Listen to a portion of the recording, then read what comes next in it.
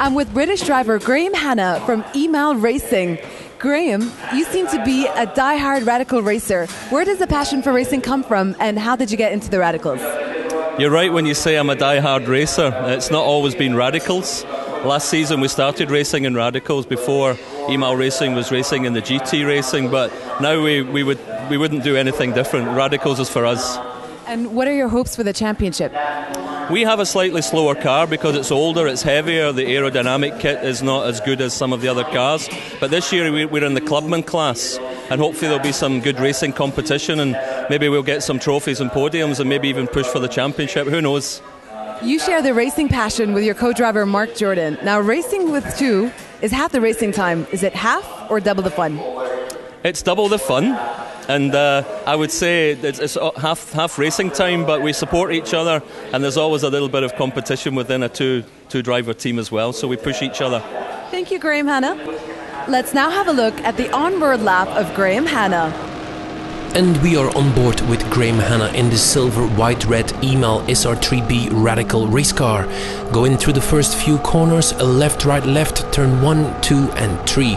Compromise speed in the first part and build up power later as you go. Another left-hander, 90 degrees, and all the way towards the hotel complex. But before we get that far, we have a very technical triple apex.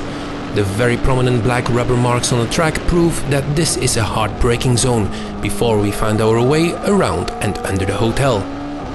Shifting down gears, 90 degrees left and another 90 degrees on the left hand side. Uphill we go as we make our way towards the north part of the circuit. Two sharp right-handers bring our drivers in between the iconic main grandstand and the main pit lane, well known by every Formula 1 enthusiast.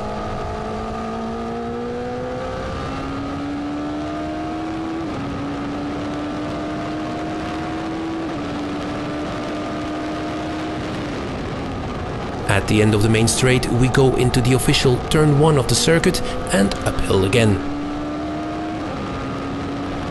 A wide turn towards the left brings us on a parabolica-like long right-hand curve before we reach the top of the north part of the Yas Marina circuit.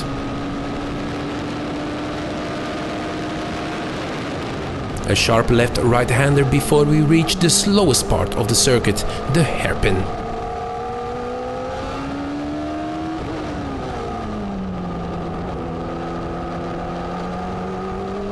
And onto the long back straight of the circuit, 1140 meters of continuous tarmac, the third longest straight on the Formula 1 calendar and an absolute joy to drive.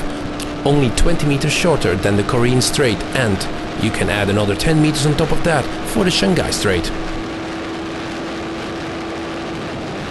The end of the back straight takes us into a sharp left-hander followed immediately by a right-hander. That brings us back on the official south part of the Yas Marina circuit. Once under the hotel bridge we are back where we started, and that concludes our onboard lap with Graeme Hanna.